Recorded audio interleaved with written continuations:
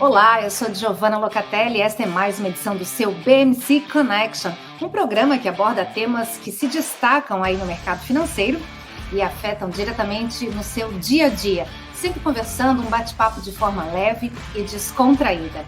Bom, essa semana a gente está acompanhando aí um agendão de resultados de ganhos de grandes empresas aqui nos Estados Unidos e como isso afeta nos mercados. Você sabe? Vamos aí conversar sobre isso. Esse é o tema de hoje. Hoje eu recebo o Paulo Gitz, que é Head de Equities da XP International. Oi, Paulo, obrigada por estar aqui com a gente. Tudo bem? Oi, Giovana, tudo bom? E você? Tudo certinho. Obrigada pela tua presença, por ter aceito o nosso convite numa semana super atribulada, né, com essa enxurrada de resultados. Antes da nossa Prazer é todo meu. conexão, que bom. Fala para o pessoal de casa, aonde você está agora? Eu tô em Miami, eu trabalho aqui na XP Internacional, na XP Private, principalmente focado aqui em ações dos Estados Unidos e do mundo, né? Tudo que for relacionado a ações que não seja Brasil é o meu foco aqui. Então eu acho que tem bastante a ver com o tema do dia. É verdade. E a gente está, então, fazendo essa conexão. Eu estou em Boston, no estado de Massachusetts, então a nossa conexão é Miami, Boston. É isso aí. Bom, Paulo, semana de resultados, semana bombando aí, um monte de empresa divulgando os seus ganhos e o mercado de olho, né? De que forma, eu queria saber contigo, de que forma a divulgação dos resultados de uma empresa mexe com os mercados?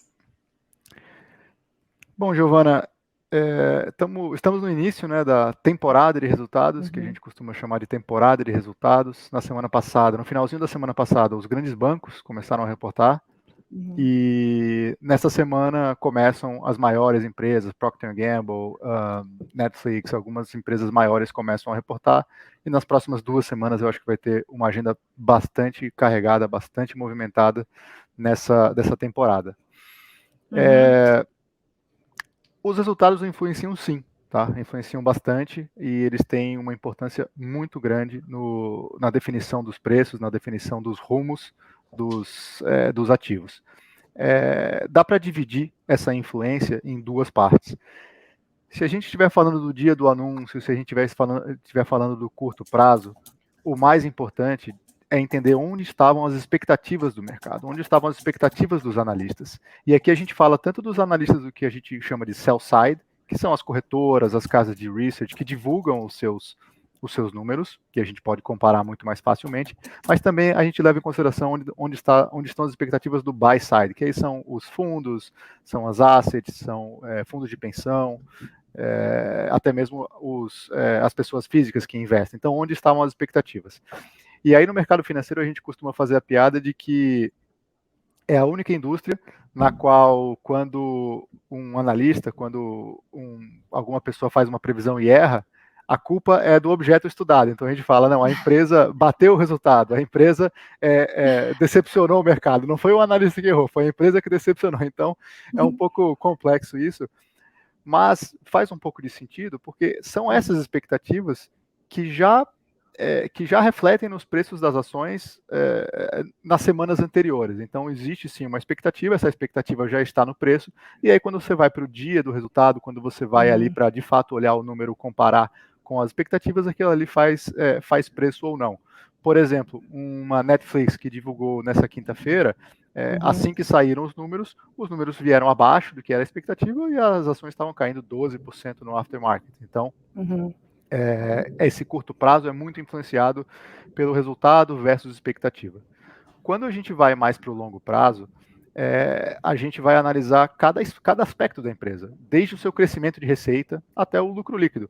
E passando, obviamente, por margens, por despesas, passando por resultados operacionais, etc. E a gente sabe também que num prazo suficientemente longo, o que dita o rumo das ações, o que dita o rumo do preço dos ativos é o lucro, é a capacidade de gerar lucro, a capacidade passada de gerar lucro e a capacidade futura de gerar lucro. E a gente só vai conseguir ver isso aí, os value investors vão concordar comigo, você só consegue ver isso aí de fato nos números, no balanço, fazendo aquela análise vertical, fazendo aquela análise horizontal, comparando com os últimos trimestres. E aqui eu menciono também que, tão importante quanto esses números, é a teleconferência de resultados, porque é nessa teleconferência de resultados que o manager da empresa vai apresentar os seus números, vai explicar os seus números, se veio algum número que decepcionou muito ou que surpreendeu muito, eles vão explicar o que aconteceu, bem como eles vão dar a visão deles para frente, vão dar o guidance, vão dizer para os analistas quanto que eles esperam que seja o resultado de linhas importantes de negócio para os próximos trimestres e até para os próximos anos. Então, isso aí, às vezes, tem um impacto muitas vezes maior do que a divulgação de resultado em si, né? A gente vê muitas vezes empresas batendo as estimativas, mas caindo no dia seguinte, porque no guidance, na teleconferência de resultado, o management já deu uma mensagem um pouco mais conservadora, deu uma mensagem um pouco mais pessimista, então quase tão importante, ou tão importante quanto, é a teleconferência de resultados que segue a divulgação dos números. Ou mesmo nessa teleconferência, o manager pode ter apresentado um dos fatores que derrubou os números, como um fator inesperado, Covid, tempo, né, previsão de tempo, essas coisas que daqui a pouquinho eu já vou chamar um case sobre isso. E isso também influencia na expectativa para o próximo balanço, influencia também no sentimento do mercado, né? Isso dá um pouco mais de segurança ou não para quem está ali, para os investidores, né?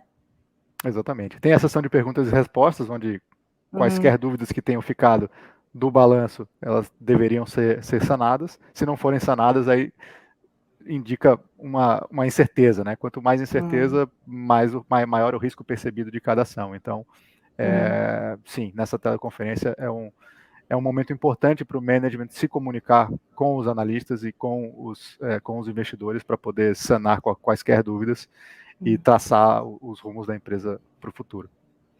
Tá, e eu gostaria de saber o que você acha, a sua opinião a respeito. Divulgando um resultado, é possível tomar essa decisão de compra ou não?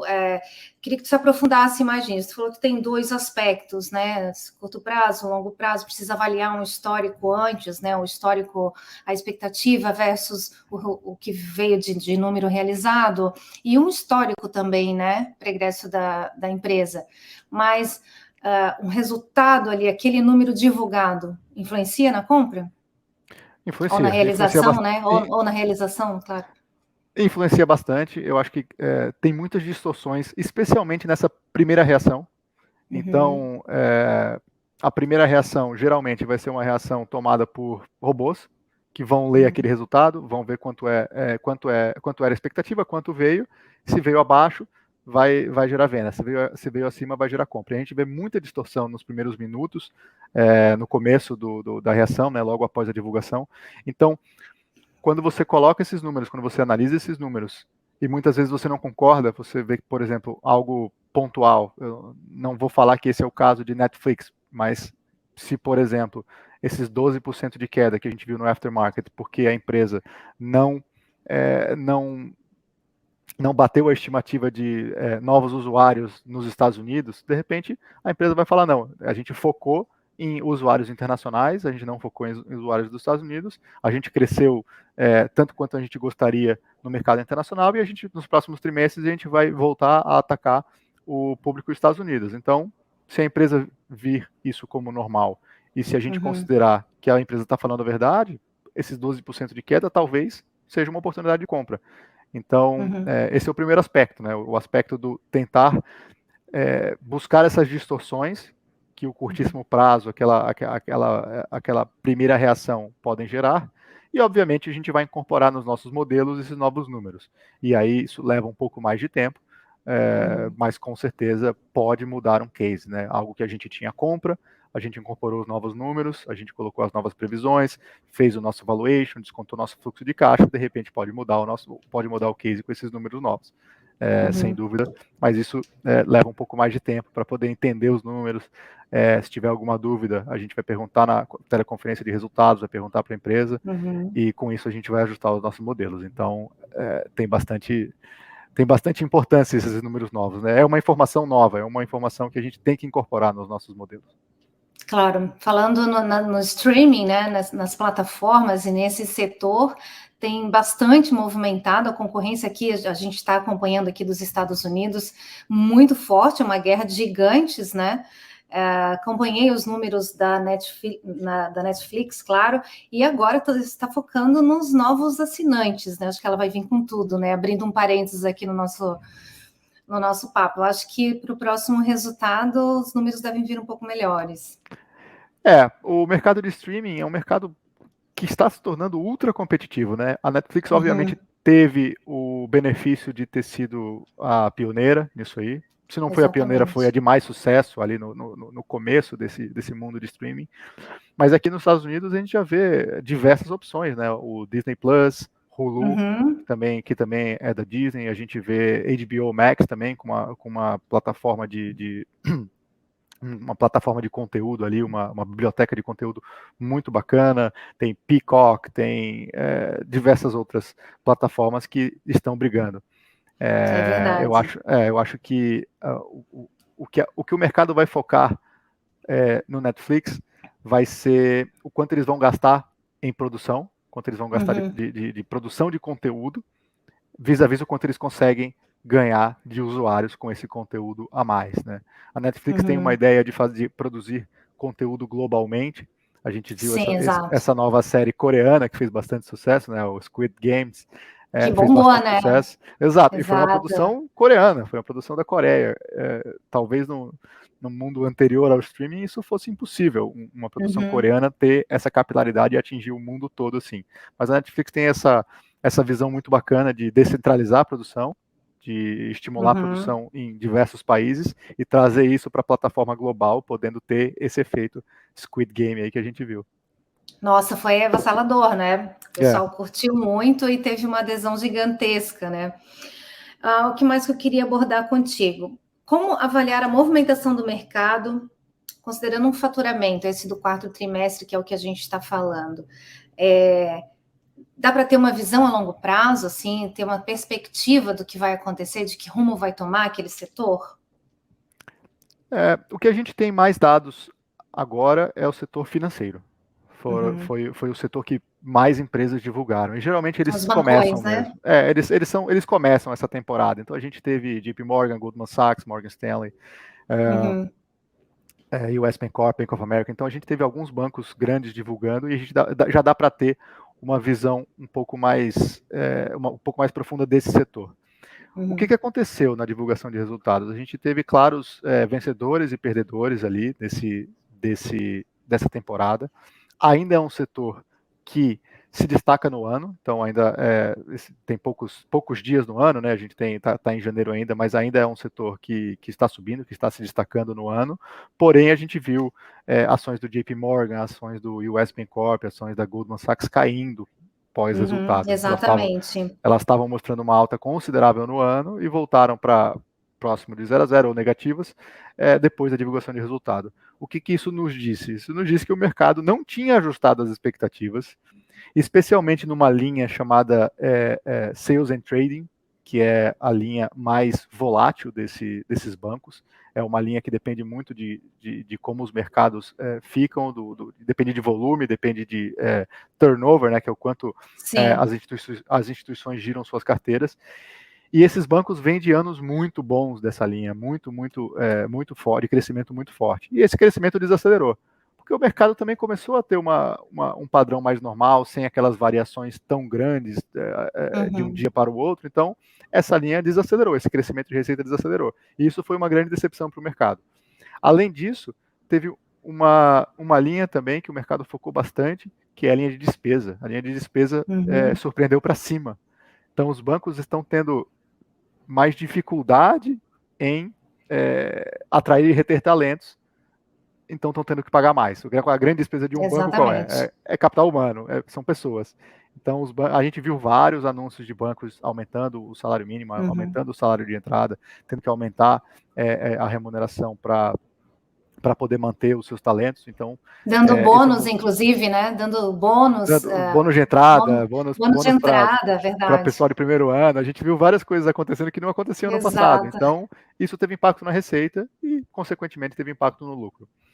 Apesar de tudo isso, a nossa visão aqui é que os bancos vão mais do que compensar essa desaceleração na linha de sales and trading, vão mais do que compensar esse aumento de despesas com a retomada da economia, com a saída do Federal Reserve do campo de Apertando a política estímulos. monetária, sim. Conforme eles apertam a política monetária, a gente tem a expectativa de que a taxa de juros suba, e você também tem a expectativa de que os bancos sejam um novo provedor de liquidez para o mercado, portanto, aumentar a sua carteira de crédito, aumentar a sua carteira de empréstimos. Então, a gente está com uma visão positiva para bancos no ano de 2022. Mas a gente teve esses sinais amarelos vindos da temporada de resultados. Inclusive porque o Fed já sinalizou que deve mexer aí na taxa de juros umas 2 vezes esse ano, uma vez no próximo e mais 2 no outro ano ainda, né? Deve mexer na taxa. Então, eu acho que isso dá uma perspectiva. O mercado está precificando um pouquinho mais. O mercado está precificando 4 altas esse ano já. Então, só pelo discurso, né? Oficialmente ainda parecem ser 2, mas pelo discurso, que ele já está um pouco mais hawkish, né? Que a gente costuma falar. Sim. Ele está um pouco mais assertivo aí no campo de tirar estímulos e de ficar mais, fazer o aperto monetário. O mercado já está considerando 4 altas esse ano. Sim, verdade. Março, junho, setembro e dezembro, 0,25 cada uma, terminando o ano em 1%. A gente acha bem plausível terminar o ano em 1% pelo estado da economia. Né? Está dentro da expectativa, né?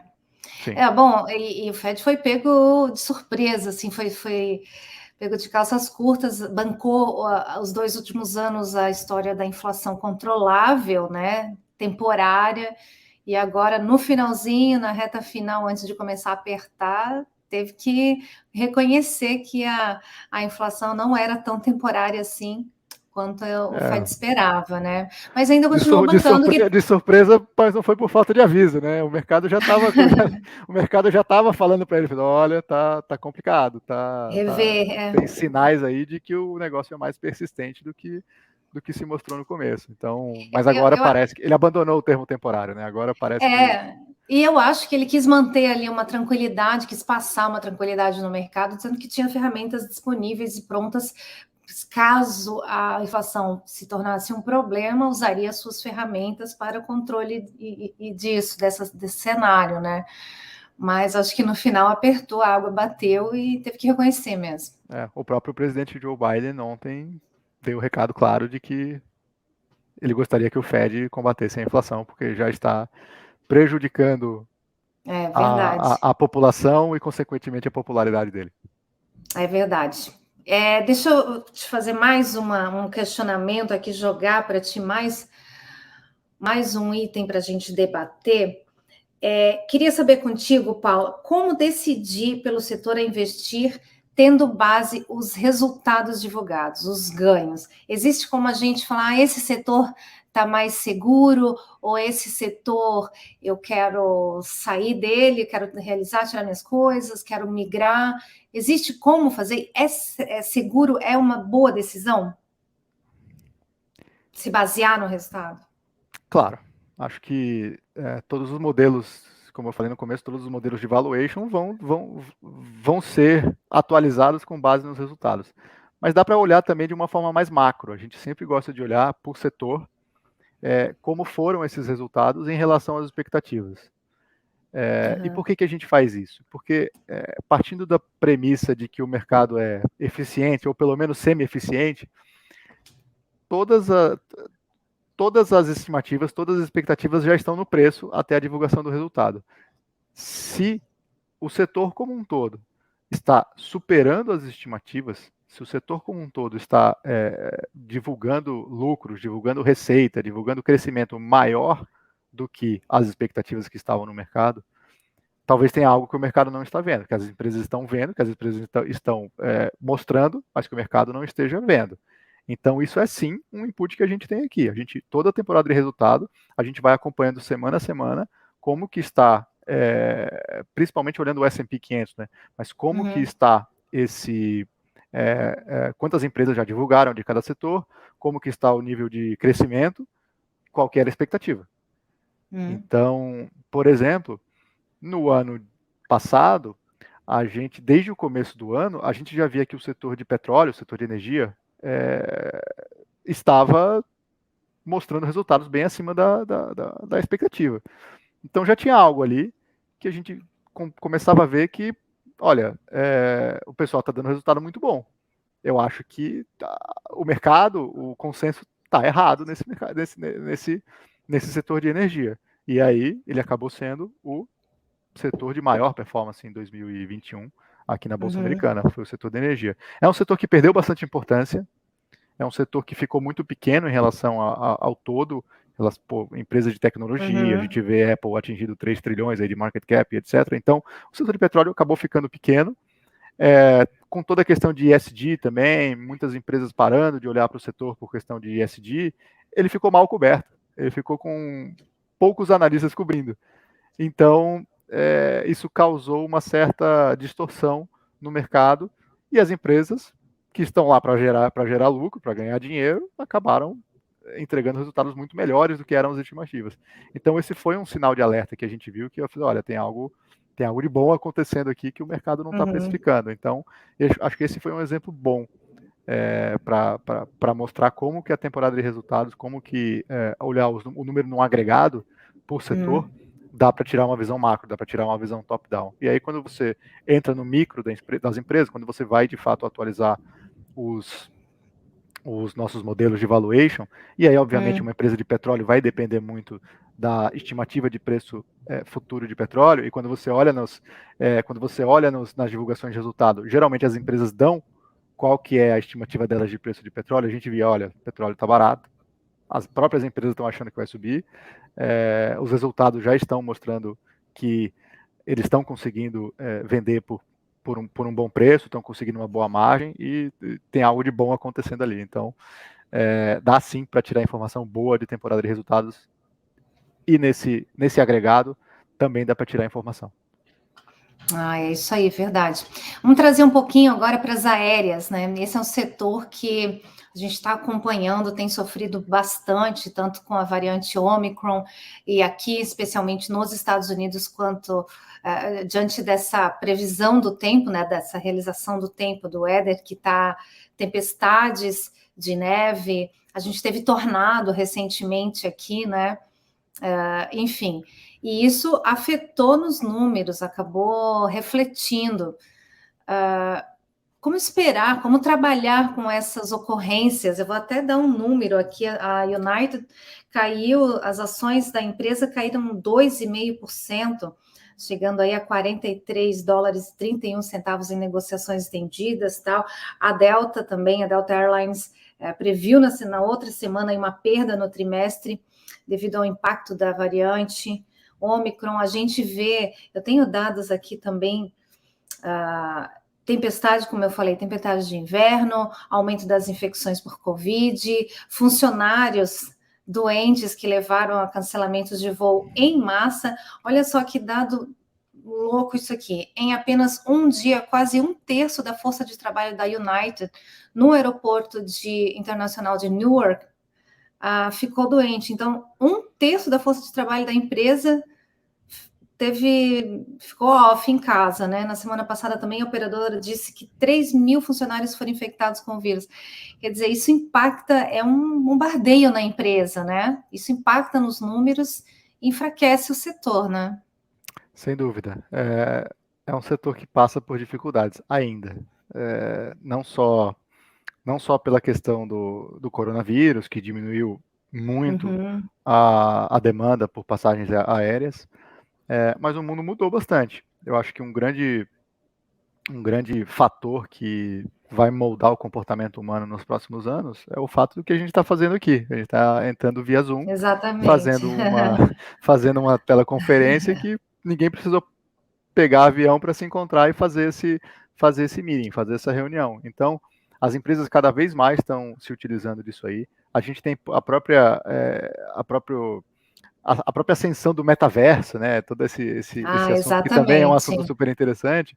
Quem sabe em alguns anos adoro. A gente não vai estar aqui nesse mundo bidimensional aqui, eu e você nos vendo via webcam. Não, talvez eu e você possamos sentar numa mesa 3D num metaverso. Então, do ponto de vista de demanda, e principalmente da demanda corporativa, as empresas aéreas vão ver uma queda, sem dúvida nenhuma, com relação ao que era o nível pré-pandemia. Tem essa questão da força de trabalho também, que está bem difícil, e aí teve uma série Exato. de questões super complexas quanto à obrigação de tomar vacina, ameaça de Exato. greve, etc. Teve uma questão bem complicada com relação a isso também. E tem uma outra questão, que é a questão do custo, né? O petróleo está subindo e não é bom para as empresas aéreas que o seu principal custo ali, que é o combustível, fique mais caro. Então, algumas delas têm hedge, outras não, mas o hedge também ele é para um ano, não é para muitos anos. Então, tem a questão do custo subindo. Então, Eu tenho não é um até setor fácil. Não é um setor fácil, Não é. exatamente. Inclusive porque a gente teve ocorrências recentemente também relacionadas à distribuição de petróleo em oleodutos. A gente teve interrupção por causa de um tornado no Golfo do México, a gente teve explosão no Cazaquistão, a gente teve um monte de ocorrências aí recentemente. Um ataque hacker em pipeline, deixando aí um monte de lugares na costa leste dos Estados Unidos sem distribuição de petróleo. Isso, inclusive, afetou o abastecimento de várias aeronaves, de várias companhias aéreas. Então, realmente essa questão dos custos, ela tem vários fatores que levam aí. Eu tenho outro dado aqui, Paulo. A United estima que os custos do trimestre atual sejam 14 a 15% maiores do que no mesmo período de 2019. Então, alguns analistas, inclusive da Jefferies, disseram que as pressões de custo devem ser um vento contrário aí significativo para a empresa. E é isso, né? A gente teve também uma ocorrência que abateu a United, que foi um acidente que teve em Honolulu, né? Com um avião que teve que fazer um pouso forçado, então todas as aeronaves daquele modelo tiveram que sair.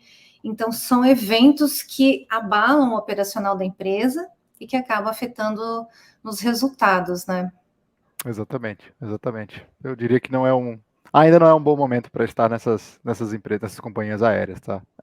O futuro ainda é Desse muito setor, né? nesse setor como um todo. É um futuro um tanto quanto nebuloso. Nesse caso, talvez os números, né? Talvez a divulgação de resultados não seja o fator mais importante. Talvez o fator mais importante é de fato olhar para frente e entender como é que vai ser a demanda, como é que vai ser o preço de petróleo, que é o principal custo deles. Então, talvez nesse caso olhar resultado seja muito retrovisor, né? Seja muito olhar muito para trás e o mercado vai focar no para frente.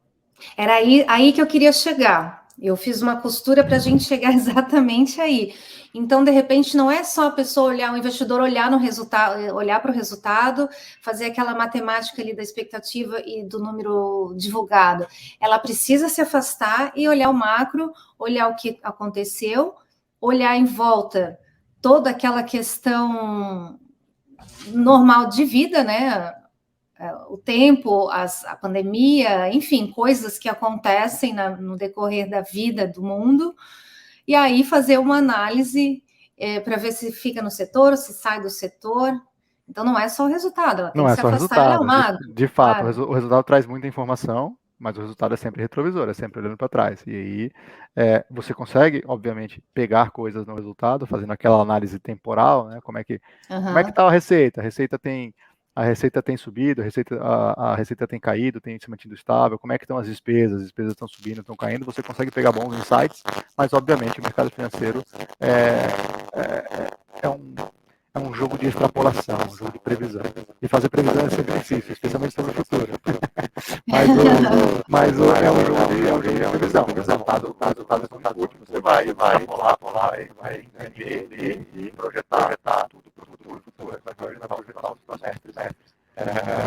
Mas, por exemplo, se você fosse usar simplesmente o resultado dessas empresas aéreas no ano de 2020, por exemplo, não deveria valer zero. Não, mas você via uma luz no fim do túnel, você via que, de fato, em algum momento aquilo ali ia se recuperar, que ele ia voltar a voar e etc. Então, se a pessoa olhasse aqueles resultados tenebrosos ali de 2020, seriam ininvestíveis, né? Mas quem comprou ali na Bacia das Almas ganhou dinheiro. Então, acreditou numa recuperação, que de fato ocorreu. Veio uma recuperação bastante grande em relação à queda de receita que elas tiveram, acho que especialmente no segundo TRI de 2020 ali, foram quedas de 80%, 90% na receita. Então, Exatamente, foi bem se olhasse mais só o resultado, impactante. era o fim da empresa, né? Tinha valor negativo. Exatamente. E você que atende aí essa parte internacional, as ações internacionais, né? Não só Estados Unidos, mas também outros continentes. Você vê alguma diferença no perfil do investidor, agora falando um pouquinho da visão do investidor em relação a resultados? Ele tem mais medo, ele cria, caíram os números, ele panica o investidor e sai correndo ou não? Como é que é o perfil do investidor americano e o europeu, por exemplo, que tu atende também? Nossos clientes são, em sua maioria brasileiros, né, aqui na XP. Brasileiros investindo fora. Uhum. E o perfil desse cliente que já investe fora hoje é um perfil, acho que um pouco mais cauteloso, um pouco mais ciente do que o investimento... ciente do risco e ciente do que aquela parcela de investimento internacional representa dentro do portfólio dele, que vive no Brasil, que tem a renda dele no Brasil. Então, a gente não vê muito esse movimento de panicar dos nossos clientes brasileiros, seja em ações dos Estados Unidos, seja em ações europeias. Então, eu acho que para essa parcela do investimento do nosso cliente médio, existe uma visão um pouco mais de longo prazo, de esperar. E, obviamente, se há algum papel que a gente está recomendando, a gente vai dar uma visão, vai dar um panorama, vai escrever pelo menos um parágrafo ali sobre o que foi o resultado. E se for para panicar, a gente avisa. É isso aí. Por isso é importante você não investir sozinho, né? Você ir para uma agência, enfim, buscar uma assessoria e um suporte técnico, profissional, enfim. Essa questão do investir sozinho ganhou bastante repercussão, principalmente aqui nos Estados Unidos, com a ascensão de corretoras como Robinhood, que estimulavam muito o trading, né? O day trading, e até mesmo em opções. Então, foi bastante criticada a Robinhood por estimular e gamificar, né? Eles gamificavam ou gamificam o investimento. Então, pô, você acertou, o cara explode uns balãozinhos ali na sua tela, te deixa tanto quanto viciado no negócio. E a gente vê que diminuiu bastante. E eu acho que diminuiu pelo pior motivo. Acho que muita gente perdeu bastante dinheiro levando investimentos como se fosse uma brincadeira, como se fosse um jogo, especialmente em opções, né? A opção não deu vencimento, não deu dinheiro, vira zero. Então, será que isso não foi uma busca por investidores mais jovens, um novo público? Sem dúvida, mas teve bastante gente não tão jovem, especialmente durante a pandemia, que se aventurou muito nesse mundo de opções, de day trading, e eu acho que dá para dizer que, na média, não deu certo. A gente vê que os números diminuíram, a gente acompanha bastante esses números de varejo, né, aqui fora, para ver como é que está a movimentação, e aquele ímpeto inicial já passou. Eu acho saudável que as pessoas não sejam day traders e não se aventurem tanto com opções e busquem mais assessoria profissional para tratar dos seus investimentos. É saudável isso. É saudável. Perder dinheiro não, mas perder dinheiro não, mas procurar ajuda, procurar uma assessoria, eu acho que é bastante produtivo tanto para a indústria como um todo, como para as finanças pessoais. Claro, aprendizado também, né? Eu estou dando uma olhada aqui na agenda de ganhos aí, né, dessa semana que está terminando aí nessa sexta-feira. Tem vários nomes ainda, muitas empresas do setor tech. Vamos ver o que de banco aqui a gente tem que vai divulgar. A gente está no começo, a gente tem cerca de 55 empresas do S&P 500, né, que são 500 empresas, então a gente tem cerca um pouco mais de 10% do índice divulgou até agora. Então, e as grandes empresas ainda estão por vir, então vai ter bastante movimentação. É verdade, eu quero saber aqui na semana que vem o que vai ter, já estou atualizando aqui a minha agenda.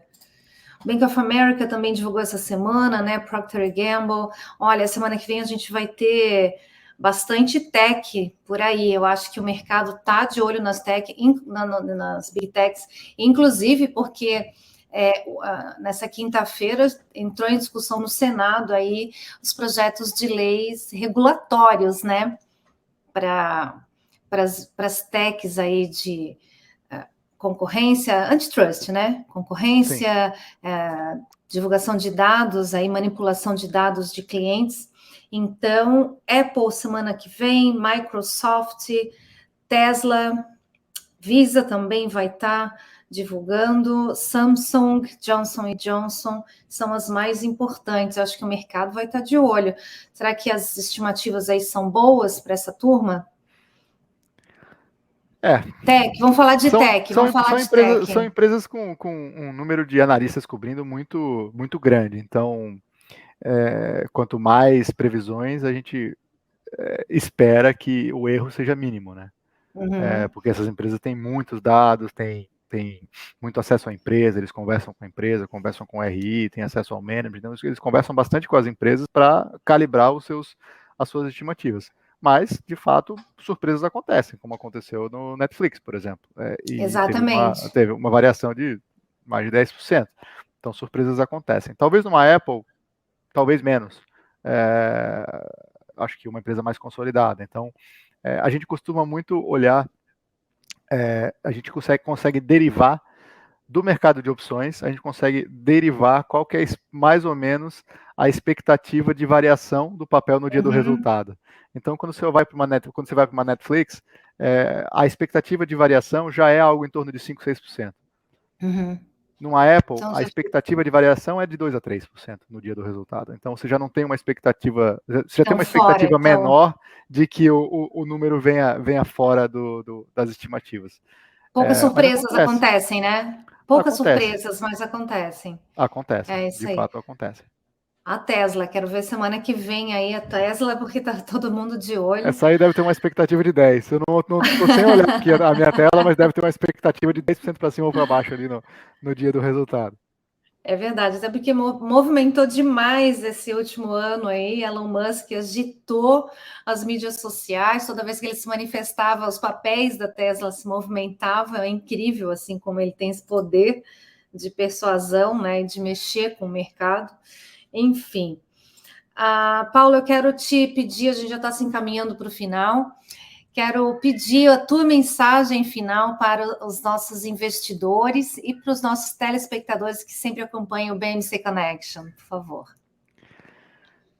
Eu acho que eu sempre termino com essa mensagem, eu termino com a mensagem de que investir não é fácil, investir é difícil, mas é necessário. Acho que todo mundo precisa ter um mínimo de noção de investimentos e precisa ter pelo menos a noção da importância dos investimentos nas finanças pessoais, a importância dos investimentos na construção do seu patrimônio, na preparação do seu patrimônio para uma eventual aposentadoria, para uma eventual passagem para os herdeiros, etc. Então, procurem ajuda, procurem os profissionais. Apesar de eu estar no Twitter lá, o @PauloGitz, eu digo, não vão atrás dos gurus de Twitter, não vão atrás dos gurus de Instagram, procurem profissionais do ramo, procurem pessoas sérias, pessoas que têm accountability, que a gente chama, né? Eu não sei exatamente como traduzir isso, mas pessoas que trabalham para suas empresas e que, se errarem, vão ter que se explicar, não dá para deletar a conta, entendeu? Então, procurem esse tipo de ajuda, é super importante. O mercado varia, eu acho que os últimos anos a gente viu acho que desde a última crise financeira, pode-se dizer, até a pandemia, e aí depois da pandemia também, depois da primeira chacoalhada, a gente viu um mercado um tanto quanto anômalo, um mercado que não é o mercado normal, que você tem uma volatilidade tão baixa e você tem um ente central ali, um Federal Reserve ou um Banco Central Europeu ali que davam um suporte muito grande para o preço dos ativos. Então, o mercado é feito para variar, como eu falei, o mercado financeiro é um jogo de extrapolação, então cada pedacinho de mensagem novo, o mercado vai pegar aquilo ali, jogar nos modelos e vai extrapolar para cima ou para baixo. Então, quando você não tem um grande ente estabilizador no mercado, como foi o Federal Reserve, e que talvez ele deixe de ser nos próximos trimestres, nos próximos anos, o mercado vai passar por um momento de maior volatilidade. Isso não quer dizer que ele vai cair, necessariamente. Ele pode subir, mas ele pode subir fazendo um caminho mais um caminho mais com emoção, né? Para quem está nas dunas lá de Natal, é o caminho com emoção, não é mais o asfalto lisinho ali, velocidade constante, não. O mercado vai passar por esse tipo de chacoalho, por esse tipo de volatilidade. A gente comentou aqui no começo a previsão de alta de juros. Você falou em 2, eu falei em 4, então esse tipo de incerteza gera muita volatilidade no mercado de treasury, né, no mercado de taxa de juros. E, eventualmente, essa volatilidade no mercado de taxa de juros contamina o mercado de equities, porque, poxa, a primeira variável de todas para fazer um valuation de uma empresa é a taxa livre de risco. E se a taxa livre de risco está variando, o 10 anos dos Estados Unidos estava a 1,60, bateu 1,80, bateu 1,90, voltou. Então, isso aí tem um impacto direto no valuation das ações e a volatilidade de um mercado acaba contaminando o outro. Então, eu acho que minha mensagem é um pouco essa, assim, apertem os cintos, mas eu acho que dá para confiar nas empresas, dá para confiar nas empresas que têm capacidade de gerar lucro, dá para confiar nas empresas que têm capacidade de repassar preço nesse período de inflação mais alta. E não se assustem com a volatilidade, porque ela vai vir. A volatilidade deixa fluir. Já chegou, né? Aperte o cinto, mas deixa fluir. Descer o rio de boia, né? Sabe que vai ter ali a turbulência, mas vai ficar tranquilo depois. Para quem tem as ferramentas, para quem tem o sangue frio ali, essa volatilidade apresenta oportunidades. Que legal. Paulo Gitz, conversei com ele hoje, que é Head de Equities da XP International. Paulo, foi um super prazer em te receber, gostei muito. Quero dizer para vocês que o Paulo, a indicação dessa entrevista super legal foi do Will, né, do Will Castro, que está sempre com a gente aqui na BMC News, quero mandar um beijão para ele. E, Paulo, obrigada mais uma vez por estar com a gente aqui. Volte mais vezes, tá bom? Eu que agradeço. Estou disponível para quando precisarem. Agradeço ao Will também a indicação. O Will é um grande amigo aqui de Miami. Desde que chegou aqui, eu e o Will somos grandes amigos, apesar de trabalhar em empresas diferentes, mas é uma grande amizade e agradeço a indicação dele e agradeço a vocês pela oportunidade. Até porque vocês têm famílias, acho que, não sei se as crianças são meio da mesma idade, mais ou menos isso. Ele tem uma pequena, né? Ele tem uma menininha, ela é bem parecida com a minha filha. Que joia. Tá difícil de marcar esse playdate, porque os dois trabalham demais, mas a gente vai marcar essas brincadeirinhas entre as crianças para ver se elas se aproximam mais e ficam amiguinhas. Que joia. Então tá, Paulo, mais uma vez, obrigada, um beijão, me despeço aqui de você, volte mais vezes, até a próxima. Tchau, obrigado. Tchau. É isso aí, essa foi mais uma edição do nosso BMC Connection, um programa que discute vários temas, várias coisas que estão acontecendo no mercado financeiro, sempre assim, de forma leve, descontraída, com convidados muito especiais. Eu sou Giovanna Locatelli, sou correspondente internacional da BMC News nos Estados Unidos, para a Europa e Ásia também. E esse foi mais um BMC Connection. Eu espero você na próxima. Até lá!